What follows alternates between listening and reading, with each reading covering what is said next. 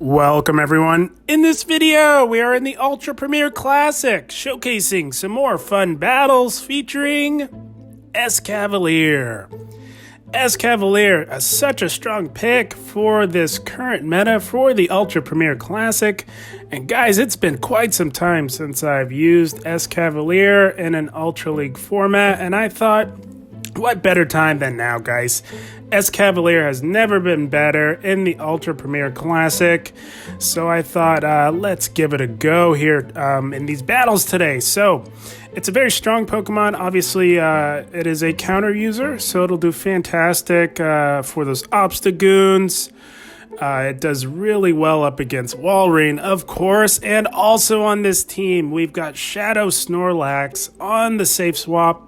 One of the better save swaps in the Ultra Premier Classic due to its bulk and its ability to apply fast move pressure to most things outside of the normal types, of course, but it also provides excellent charge move pressure, which can really pressure shields on your opponent, guys.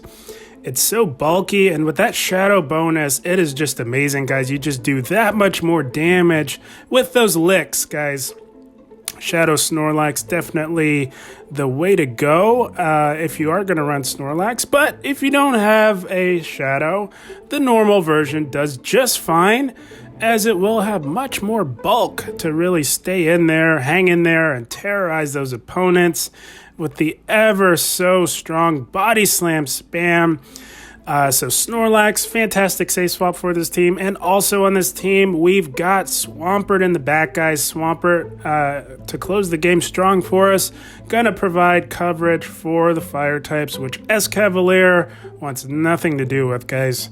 Escavalier's one Achilles heel would be fire, of course.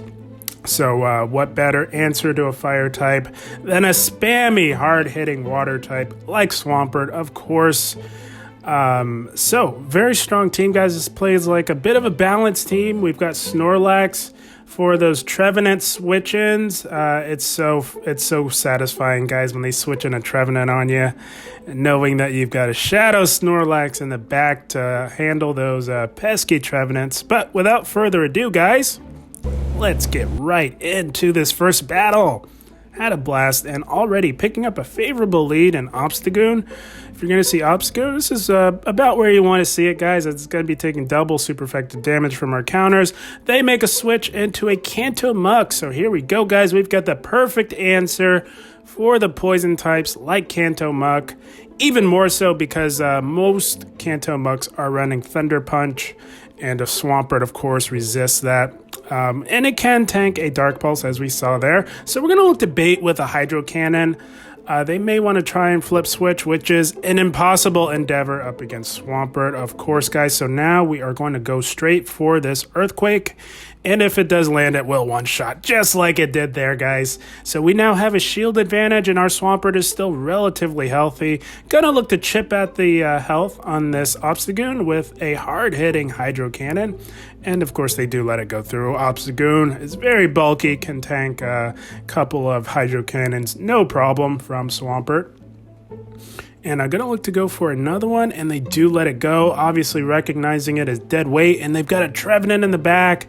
And, oh, guys, holy smokes, I forgot to mention in the intro, we started out with Ampharos on this team and then realized how weak we are to a Trevenant. So after this battle, we do make the switch to Snorlax on the safe swap, but we've got Ampharos in this first battle here. Gonna look to get off the Dragon Pulse. That does quite a bit of neutral damage to the Trevenant, and this Trevenant is extremely low, guys. This is looking like we're in cruise control here. We're just gonna wait down the switch timer just in case we need to catch a move.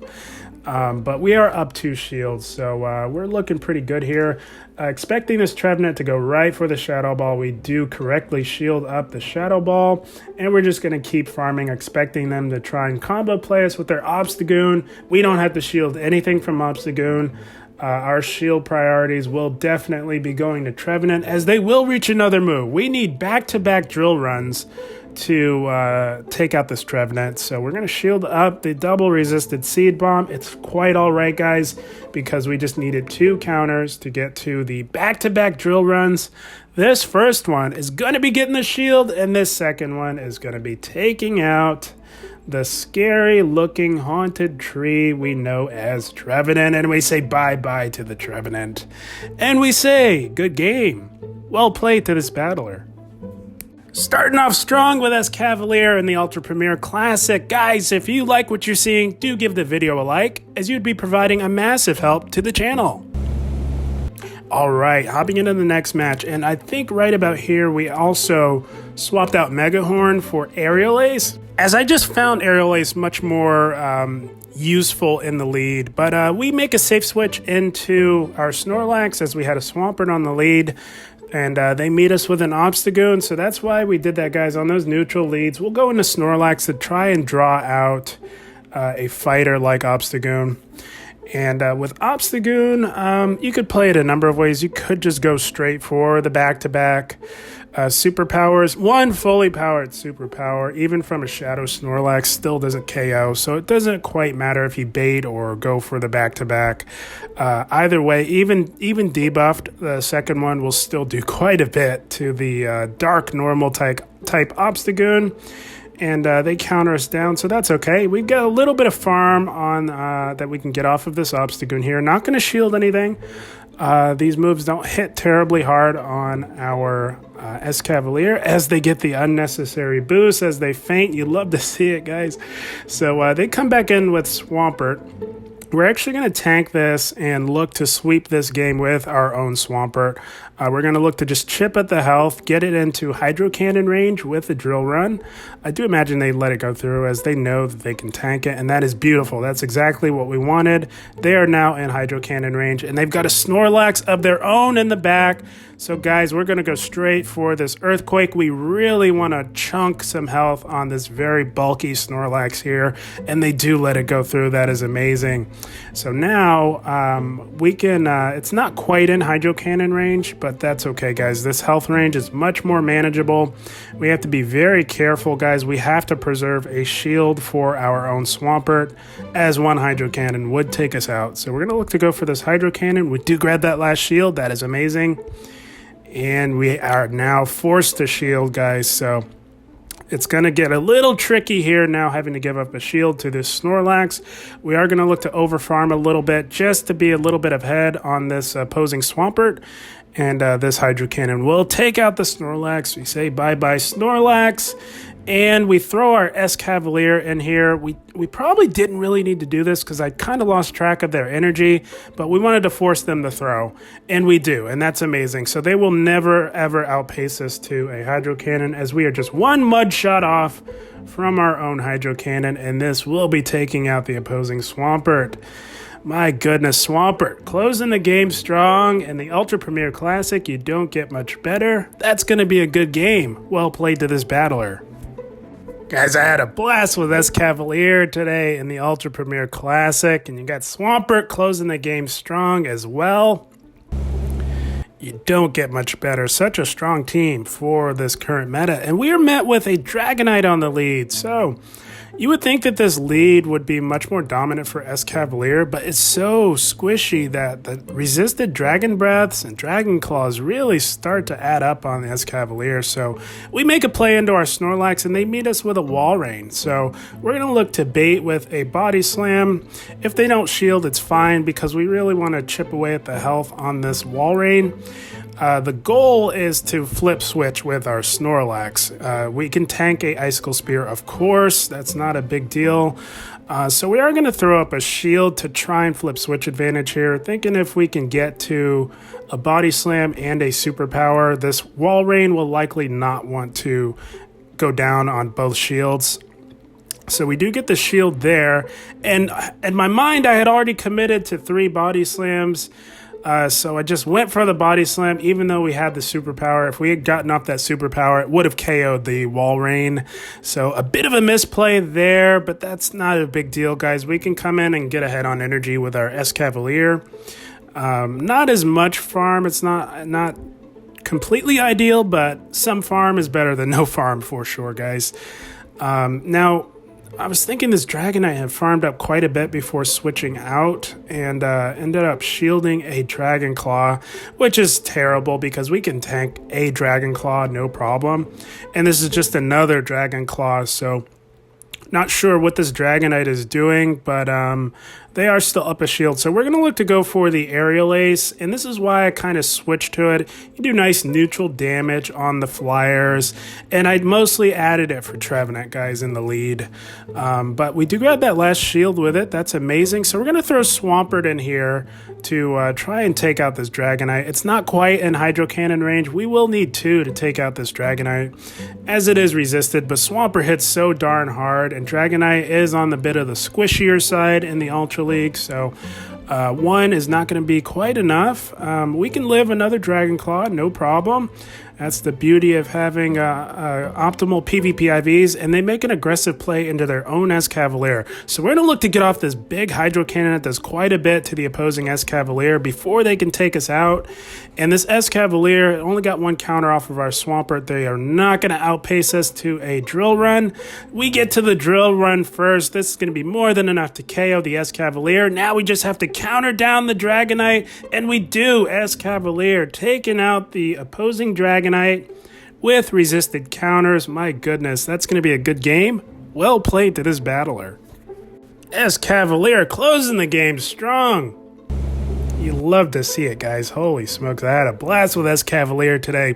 And we are met with a favorable lead, Obstagoon. This is fantastic, guys. This is exactly where you want to see it. They safe swap into Trevenant, and here we go, guys. It is Snorlax time in the Ultra Premier Classic. You don't get much better, guys. It is so nice having a hard punish to such an overpowered Pokemon. You love to see it, guys.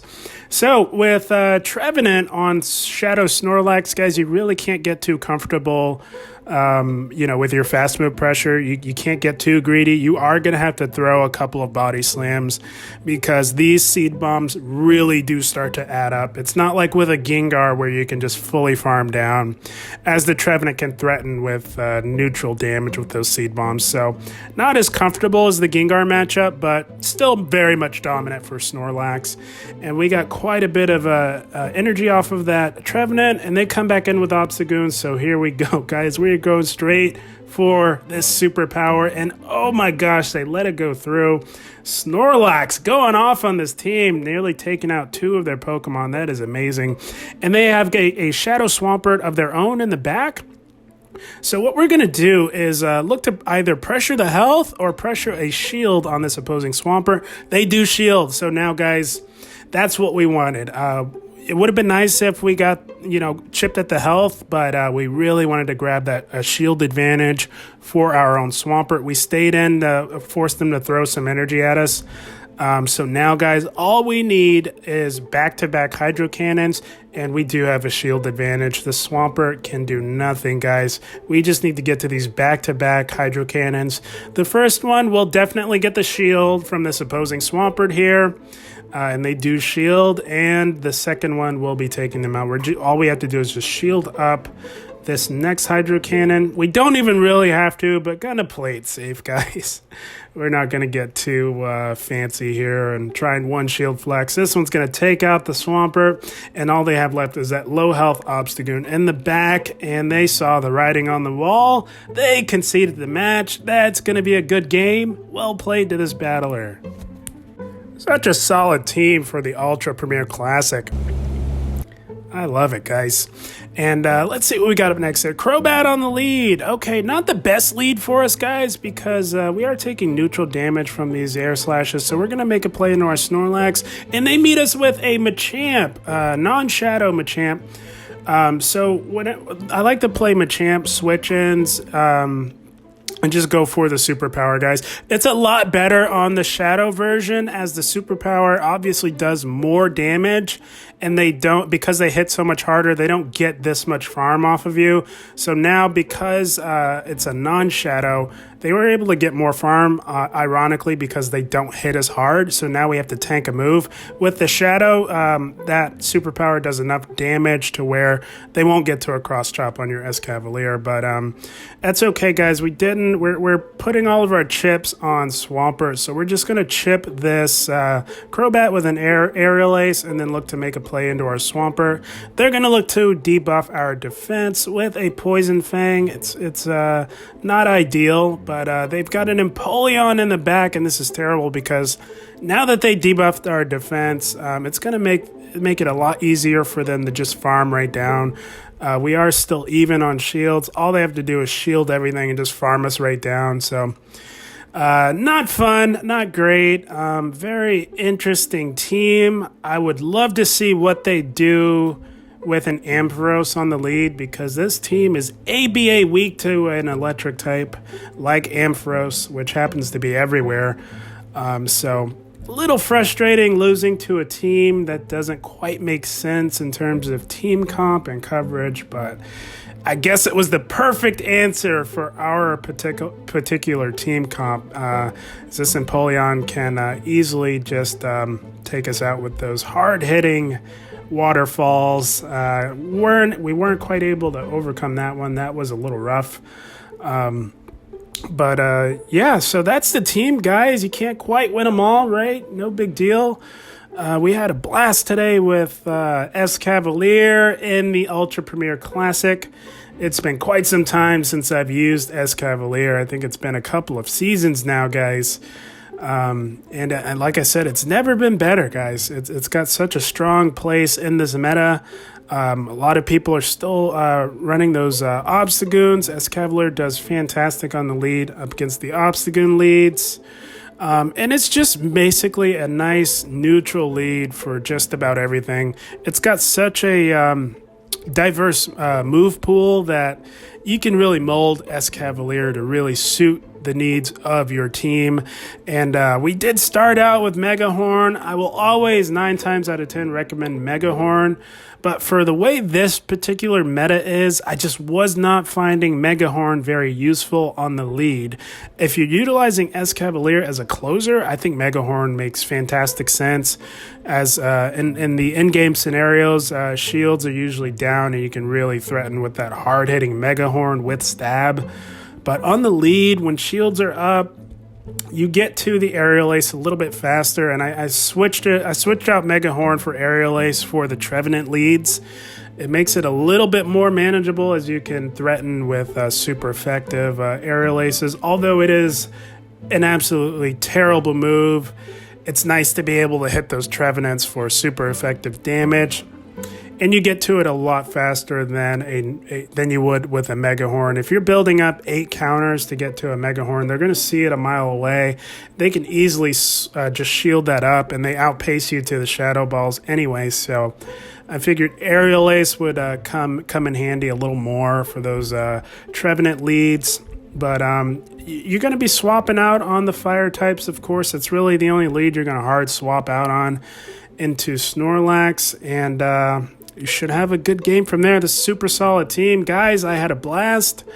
As always, I thank you for watching, and keep up the grind. Thank you, guys.